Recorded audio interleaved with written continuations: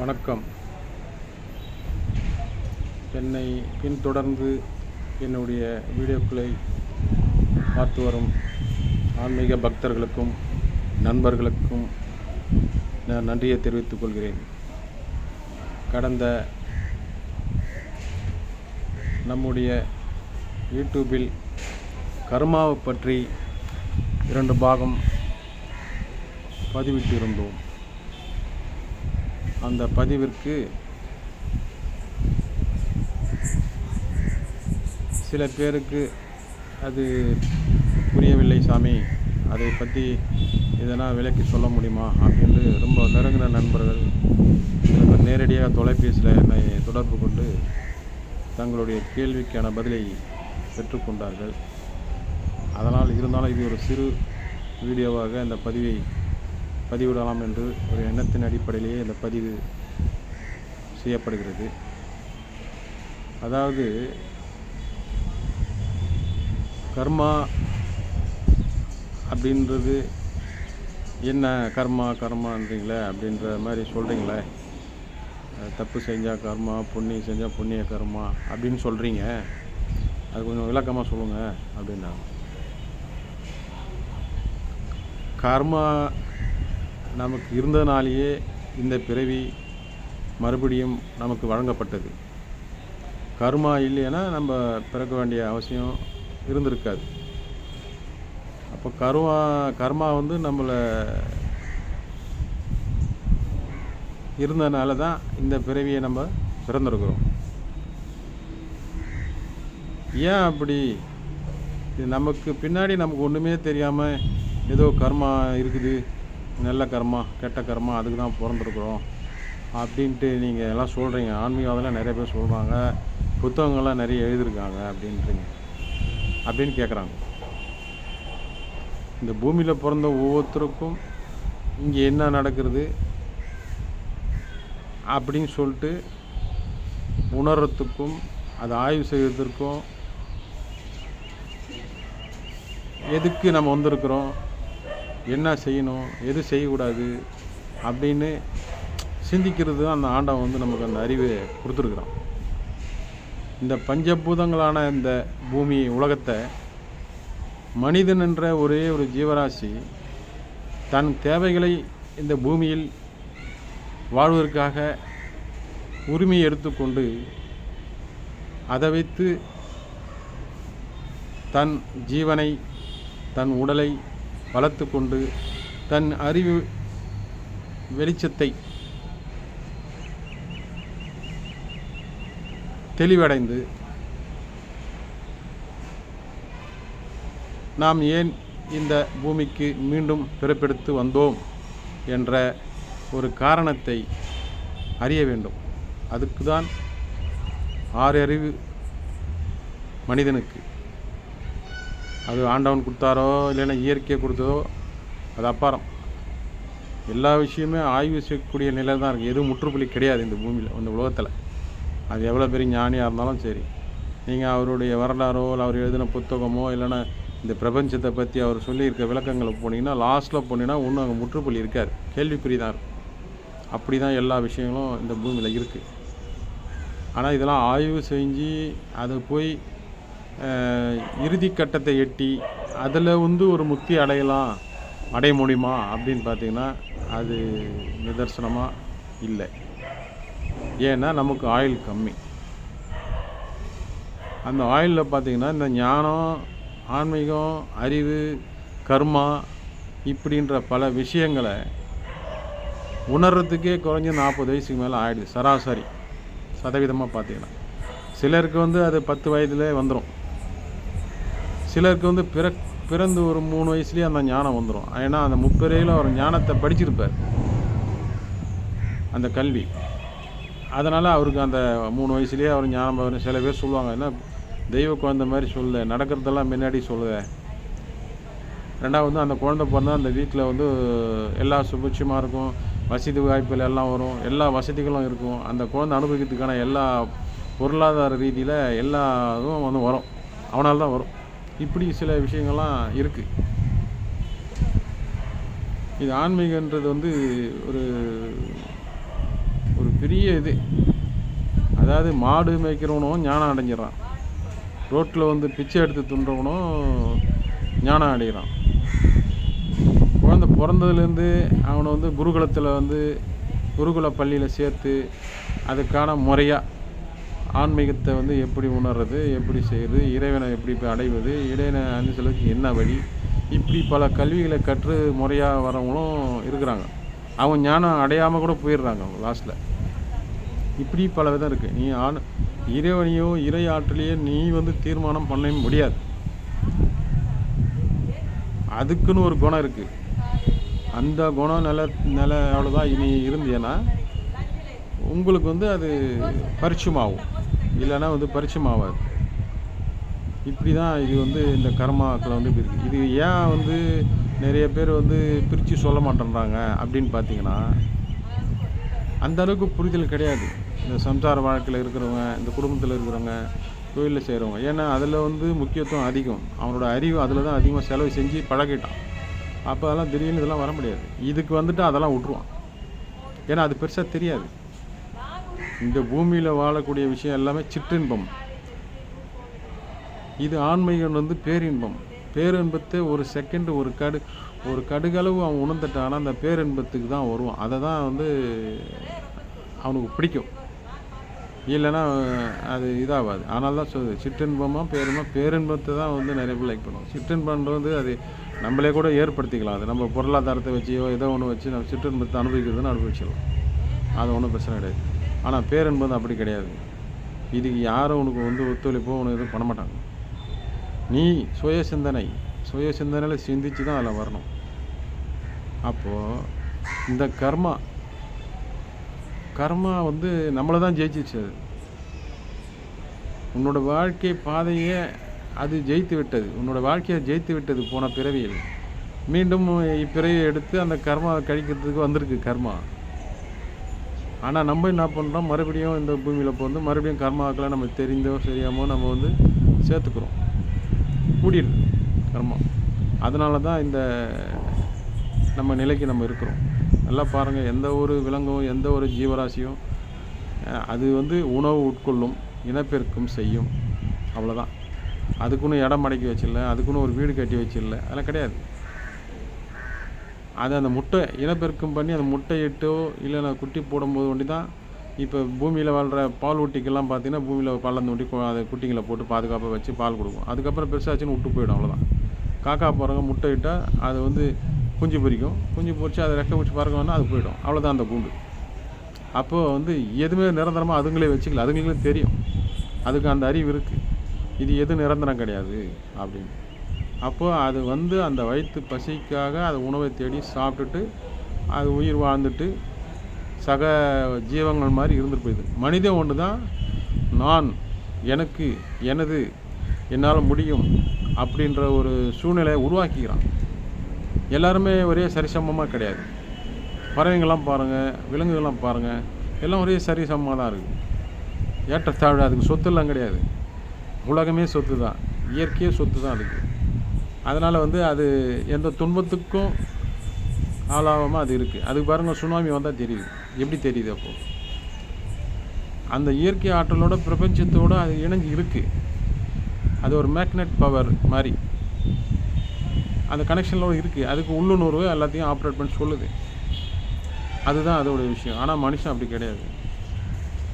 ஒவ்வொரு இங்கே இந்த பூமியில் பிறந்தப்பறம் ஒரு அவதாரம் எடுக்கிறான், குழந்தையாக அவதாரம் எடுக்கிறான், அப்புறம் வந்து வாலிபனாக வந்து அவதாரம் எடுக்கிறான், அப்புறம் ஒரு திருமணம் ஆன ஒரு தம்பதியாக உருவெடுக்கிறான், அதுக்கப்புறம் ஒரு தகப்பனாக வந்து அவன் வந்து அவதாரம் எடுக்கிறான், அதுக்கப்புறம் பார்த்திங்கன்னா முதிர்ந்தவன் அப்படின்ற ஒரு இது கட்டத்துக்கு வந்துடும்.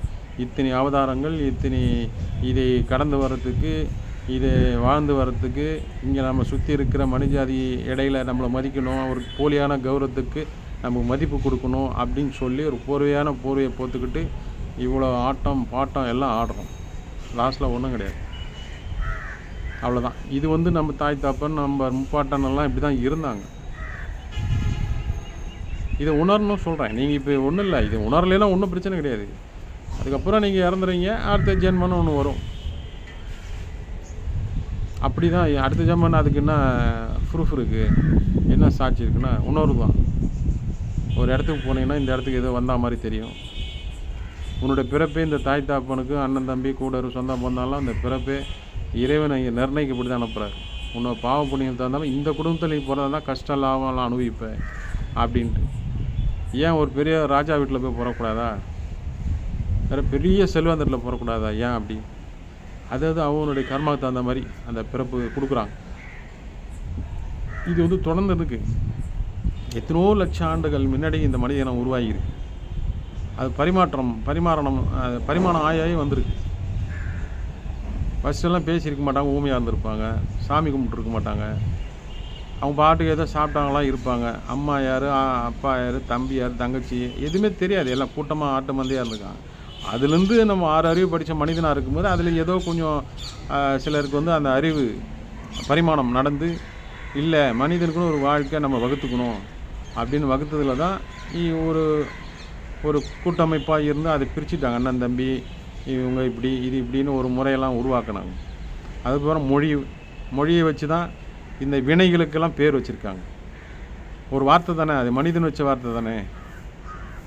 அப்போ அதை வந்து இந்த செயலுக்கு வந்து இது கர்மான்னு வச்சுருக்காங்க. இது பாவம், இது மற்றவங்களுக்கு தீங்கு விளைவிக்கும், இது அவனுக்கே தீங்கு விளைவிக்கும் இந்த செயல் செஞ்சால், இதனால் இந்த வினை வரும், அதனால தான் அது கர்ம வினைன்னு வச்சுருக்காங்க.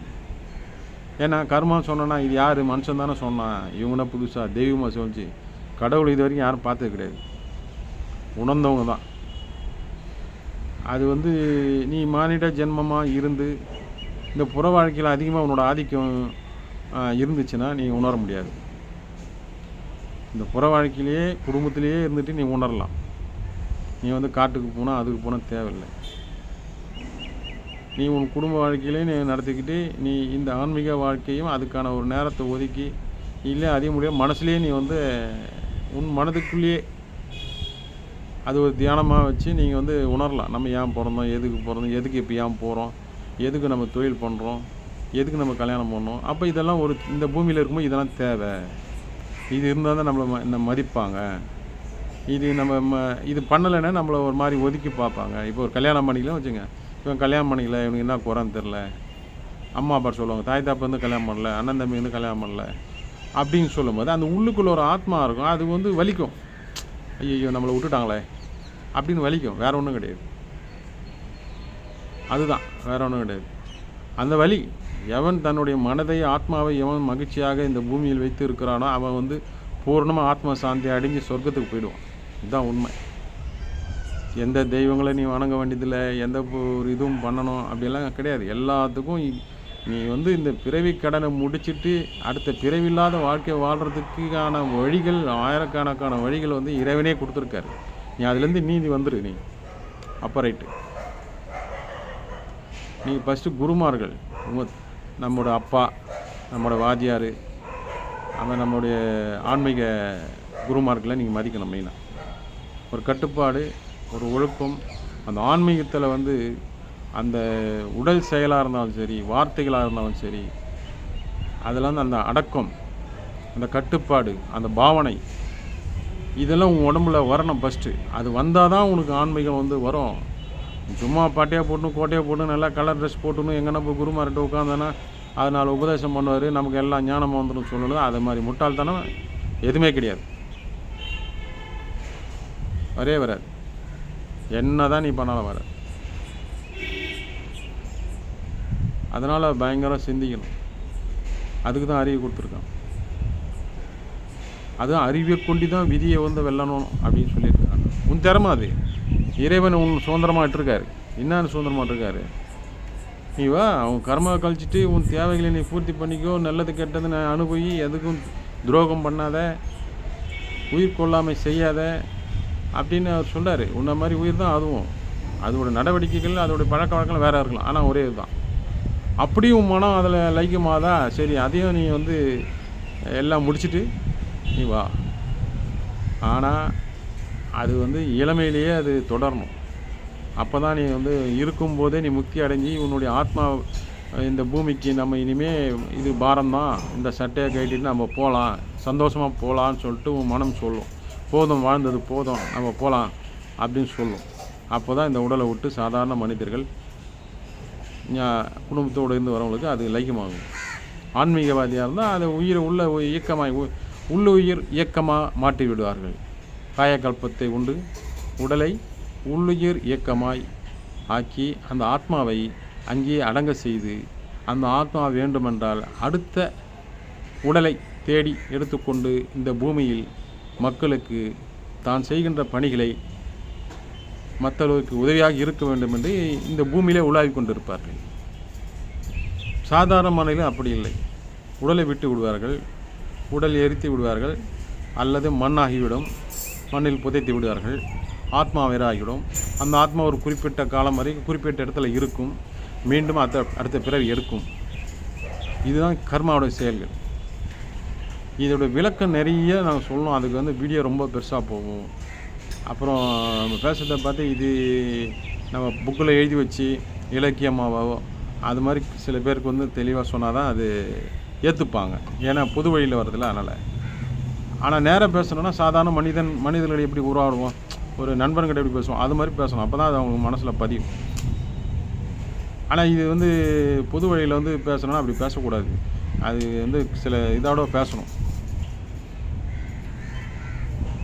ஆனால் எனக்கு என்னோடய பழக்கம், எனக்கு என்ன தெரிஞ்சதோ அதை தான் நான் பேசிகிட்ருக்கேன். நான் சில விஷயங்கள் என்னால் சொல்ல முடியாது. அது எப்படி எடுத்து உழைக்கிறோம் அப்படின்ட்டு தெரியாமல் கூட நான் சில விஷயங்கள் மனசுலேயே போட்டுக்கிறேன்.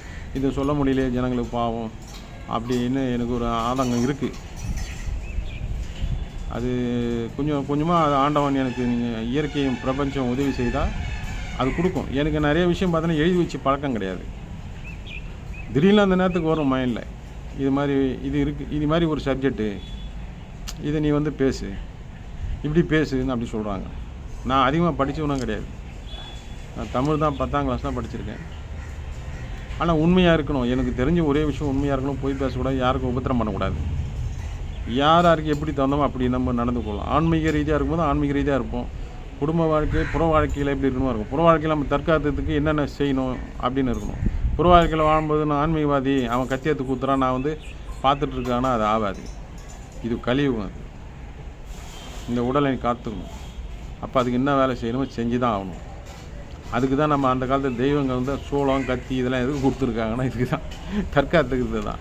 இப்படிலாம் இருறா அப்படின்னு சொல்கிறான். அந்த காலம் மகுடி காலம்லாம் இப்போயே சொன்னால் புரிய மாட்டேங்குது யாருக்கும். கர்மான்னு சொல்லி தெரிய மாட்டேங்குது. கர்மானால அந்த வார்த்தை தெரியாதவனு கூட பஸ்ஸு கேள்விப்படுறவன கூட அந்த கர்மான்ற வார்த்தை அவன் மனசில் கேட்டானே அவன் உள்ளுணர்வு சொல்லணும். கர்மானா தப்பு பண்ணால் நமக்கு அது ஒரு பனிஷ்மெண்ட்டு, தப்பு பண்ணால் அது ஒரு இது அப்படின்னு சொல்லி தெரியணும். அதுதான் அது. கர்மா எப்படி தெரியும்னா, நீ ஒன்றுமே செய்ய துன்பப்படுவேன், நீ ஒன்றுமே செய்ய மாட்டே வீட்டில் இருப்ப, உன்னை தேடி ஒரு பிரச்சனை வரும். எப்படி வந்தது, எதுக்கு உனக்கு சம்மந்தமே இருக்காது. அந்த நேரத்துக்கு வரும். உன்னை எதனா ஒன்று பண்ணிவிடுவாங்க, ஒன்று அடிச்சிடுவாங்க, பண்ணிவிடுவாங்க, இல்லை பிடிச்சி போய் போலீஸ் ஸ்டேஷனில் வச்சுருவாங்க. அந்த டைம் அந்த துன்பத்தை நீ அனுபவிக்கணும். அது முடிஞ்ச அப்புறம் லாஸ்ட் ஐயோ தெரியாமல் எட்டுன்னு வந்துட்டோம், நாங்கள் மன்னிச்சுங்க, நாங்கள் உங்களை வேற ஆளை பிடிக்கிட்டு உங்களை பிடிச்சிட்டு வந்துட்டோம் அப்படின்னு சொல்லுவாங்க. இதில் யாருக்கு பாதிப்பு? இது ஏன் நடந்தது? இப்போது என்ன பண்ண முடியாதுக்கு? இதுதான் கர்மா. இப்படி தான் வேலை செய்யும். சில பேர் நினச்சிட்டு இருப்பாங்க நல்லா சம்பாதிச்சு பெரிய ஆளாயினே வரும், எந்த பிரச்சனை இருக்காது, இவர் எல்லா இடத்துலையும் எல்லா விஷயங்களும் சாதிப்பார். இந்த புற வாழ்க்கையில் இருக்கிற அரசாங்கத்தில் என்னென்ன விஷயம் சாதிக்குமோ பணம் கொடுப்பாரு, செய்வார், எல்லாத்தையும் பண்ணுவார், ஓஹோ நல்லா இருப்பார். ஆனால் சம்மந்தமே இருக்காது. ஆனால் வரும் பாருங்கள், இவர் செஞ்சு எங்கேயோ ஒன்று தப்பு பண்ணியிருப்பார், குறுக்கோயிலில் போயிருப்பார், இவருக்கு தெரியாது, பணம் கொடுத்துட்டல நமக்கு ஒன்றும் பிரச்சனை கிடையாது அப்படின்னு நினச்சிருப்பார். சம்மந்தமே இருக்காது. உட்காந்துக்கும். நீ எதில் சரியா அதுவே உனக்கு பிரச்சனை அமைஞ்சு உட்காரும். அதுதான் கர்மா. இந்த பூமியில் எல்லோரும் சொந்தம் தான். இது நீங்கள் வீடு வச்சுக்கிறீங்க வச்சு அதெல்லாம் கிடையாது. இந்த பூமியில் பிறந்த எல்லா ஜீவராசிக்கும் இந்த மண், தண்ணி, காற்று எல்லாமே சொந்தம் தான். இங்கே சில கோட்பாடுகள் இருக்குது. அரசாங்கம், ஒரு கூட்டமைப்பு, ஆட்சி, அதிகாரம், இப்படியெல்லாம் இருக்குது. இதுக்கு நம்ம கட்டுப்பட்டு தான் வாழ்ந்து ஆகணும். அதுக்கு அந்த கட்டுப்பட்டு வாழணும்னு சொல்லி தான் இந்த கருவே நம்ம தாயின் வயிற்றில் உருவாகி அதை ஒத்துக்கின்னு தான் இங்கே பிறந்திருக்குது. இதுக்கெல்லாம் கட்டுப்பட்டு தான் நம்ம வாழ்ந்தாகணும். நல்லது கெட்டது எல்லாம் பார்த்து வாங்கணும். இதெல்லாம் புரிதல் வேணும். இதெல்லாம் புரிஞ்சிச்சுன்னா அதுக்கப்புறம் அது தேவையில்லை இது அப்படின்னு வந்துடும். அடுத்த கட்டத்துக்கு நம்ம எங்கே போகணுமோ போயிடுவோம். இப்படி தான் கர்மா வேலை செய்யுது. இது நீங்கள் புரிஞ்சுங்க, கொஞ்சமாக நீங்கள் புரிஞ்சுங்க. நான் அப்பப்போ நான் சில வீடியோ நான் போட்டுகிட்டே இருக்கிறேன். நான்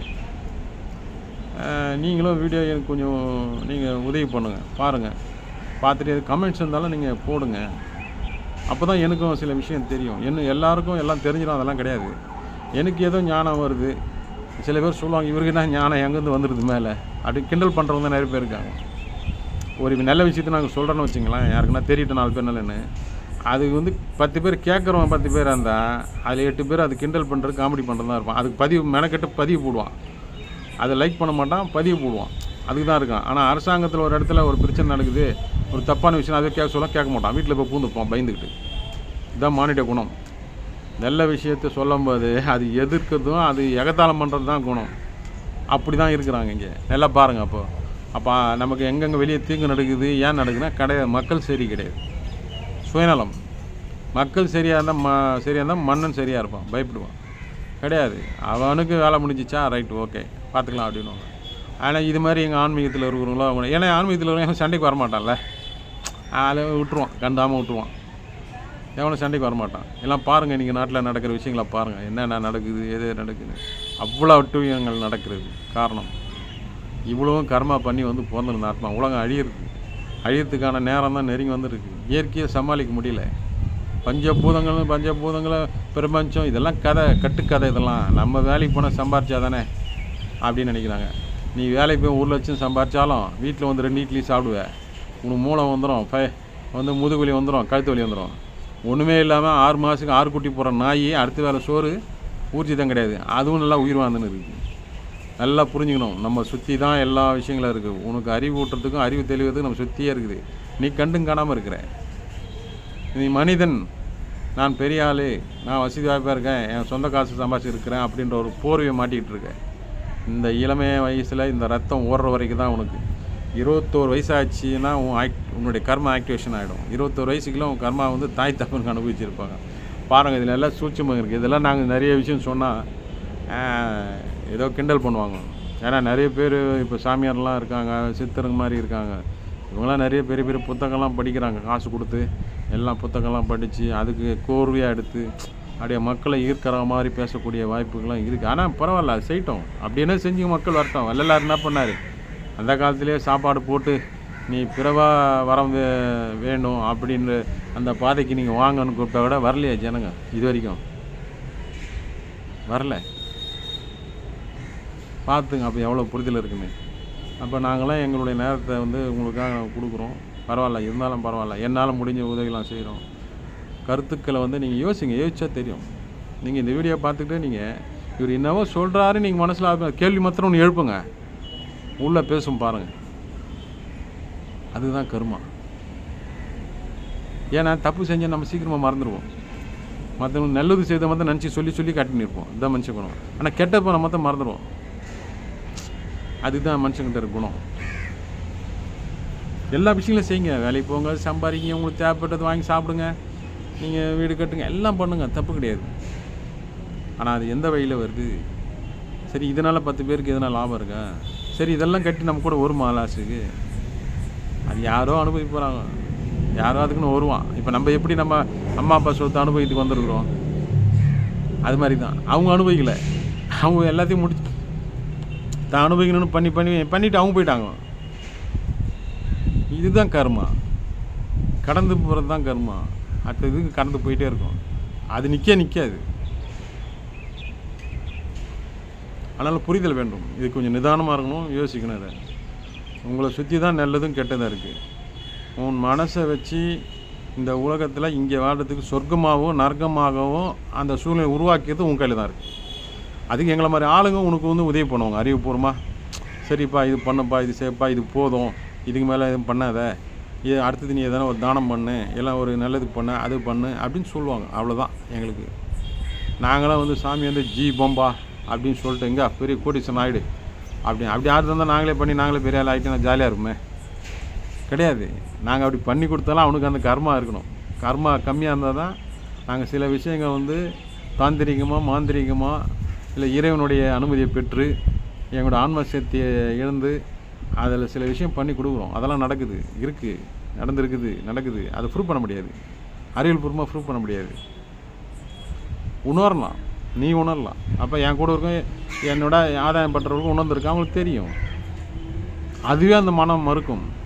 அதுதான் கர்மா. அது அப்போ சரி போன ஜென்மத்தில் நம்ம ஏதோ பண்ணியிருக்கும் போது வந்தவனுக்கு ஏதோ பண்ணி விட்டோம் அப்படின்னு நினச்சி நான் கடந்து போயிடுவேன். அவ்வளோதான். இது ஒன்றும் பிரச்சனை கிடையாது. எனக்கு இறைவன் கொடுக்குறாரு, அவ்வளோதான். கொடுத்தது மற்றவனுக்கு கொஞ்சம் கூடும். நானே பிச்சை எடுக்கிறேன், அந்த பிச்சையில் கொஞ்சம் இன்னொருத்தன் போகிறான் பிச்சு இன்னொருத்தனுக்கு, அவ்வளோதான். ஆனால் இந்த கர்மா இதெல்லாம் பாருங்கள், நான் சொல்கிற சப்ஜெக்ட்டுக்கும் கர்மாவுக்கும் நீங்கள் கொஞ்சம் கனெக்ஷன் பண்ணி பாருங்கள். கர்மானும் ஒரு வார்த்தையில் நின்றுடும். ஆனால் இப்போ விஷயங்க நம்ம வாழ்க்கையில் நடக்குது, டெய்லியும் நடக்குது. டெய்லியும் கர்மா டச் பண்ணிட்டு தான் இருக்கிறான். இன்னைக்கு ஃபுல்லாக நீ நல்லது செஞ்சினா நல்ல கர்மா சேரப்போகுது, இன்னைக்கு ஃபுல்லாக கெட்டது பண்ணனா கெட்ட கர்மா சேரப்போகுது. அவ்வளோதான் விஷயம், வேறு ஒன்றுமே கிடையாது. அடுத்த ஜீவராசிங்களாம் பாருங்கள், அது அதுக்கு நம்ம அமைப்பு வச்சுருக்கோம், அது பண்ணிட்டு போகுது, அது வேறு எதுவும் பண்ணுறதில்ல. அதுக்கு நம்ம ஜீவராசிங்களாம் சில மனிதன் கூட சேர்ந்து வாழ்கிற ஜீவராசிலாம் சில அட்டகாசம் பண்ணுது, சில அது உப்பு போட்டு அது உணவு அதோடைய இயற்கை உணவுக்கு மாறாக சில உணவுகளை அதில் கொடுத்து மனிதன் மாதிரியே சொல்லலாம் செய்கிறது பண்ணுறது கோவம் வர்றதுலாம் வருது. அப்படிலாம் மாற்றிட்டாங்க மனிதன் வந்து அப்படி ஒரு ஒரு அபூர்வமான சக்தி, மனித ஆற்றல் மனித சக்தி அவங்க அபூர்வமானது. மனிதனுங்க அப்புறம் வந்து இந்த பிரபஞ்சத்துக்கு எப்படி இருக்கும்? மனிதனால் முடியாத ஒன்றும் கிடையாது, முடியும். அதுக்கான இடம் அதுக்கான சூழ்நிலை தேடி போனால் கிடைக்கும். தேடணும், அலையணும், உடனே கிடச்சிடணும். வந்தவுடனே அப்படியே திரும்ப போனோம் சாமி, என்ன சாமி இதெல்லாம் லேட்டாக அது நீங்கள் டக்கு சொல்லிவிடுங்க எங்களுக்கு, இது நாங்கள் உடனே நாங்கள் பண்ணணும் அப்படின்னு நினைக்கிறாங்க. அதெல்லாம் தப்பு. அப்படிலாம் கிடைக்காது, கொடுக்க மாட்டாங்க. அந்த காலத்துலாம் 12 வருஷம் ஒரு குருநாதருக்கு போய் நீங்கள் பணிவிடை செய்யணும். அவர் அடிப்படை தேவைகள் என்னென்னா அதெல்லாம் பூர்த்தி செய்யணும். 12 வருஷம் கழிச்சு யோசிப்பார், இவன் கொடுக்கலாமா கொடுக்கூடாதான்னு. சில விஷயம் அவனுக்கு தெரியாமல் கொஞ்சம் கொடுத்து பார்ப்பார், இவன் வாழை அவுத்து விட்ருவான், எதனா ஒன்று செஞ்சுருவான். அந்த பாவம் அவருக்கு, அதனால் கொடுக்க மாட்டாங்க, அவ்வளோ சீக்கிரமாக கொடுக்க மாட்டாங்க. 12 வருஷம் 20 சரணாகதி ஆகிருக்கு. அப்படி தான் இந்த ஆன்மீக பாதை இருக்குது.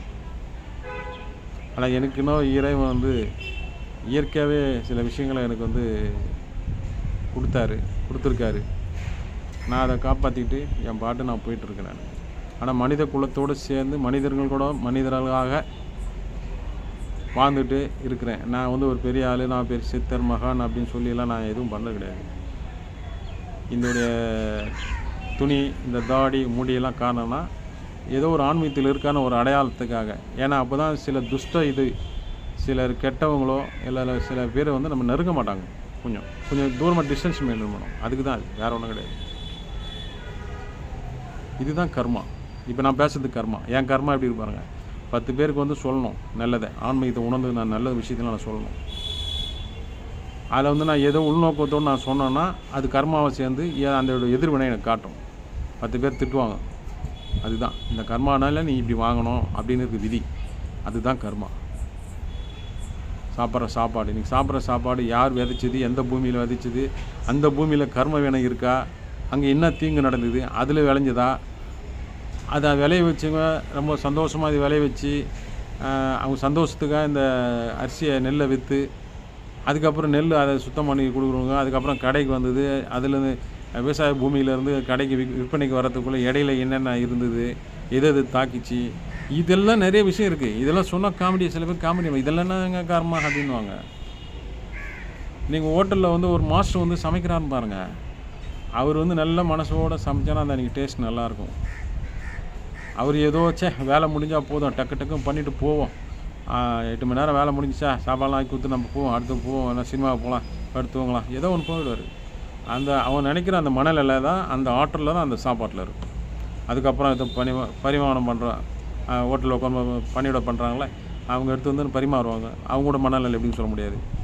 இப்படி நிறைய விஷயங்கள் இருக்குது. இதுதான் கர்மாங்க. இது தெரியாதனால கர்மானா இன்னவோ ஏதோ நினைக்கிறாங்க. இது இப்படி தான் கர்மா உருவாகுது, கர்மா தீர்றது இப்படி தான். அதனால் ஒன்றுங்க நான் சொல்லுவோம், இதோட முடியாது, கொஞ்சமாக அப்பப்போ நான் எனக்கு தெரிஞ்சதெல்லாம் நான் சொல்கிறேன். விருப்பம் இருந்தால் நீங்கள் பார்த்து பயனடைஞ்சிங்க, வேறு ஒன்றும் கிடையாது. நன்றி, வணக்கம்.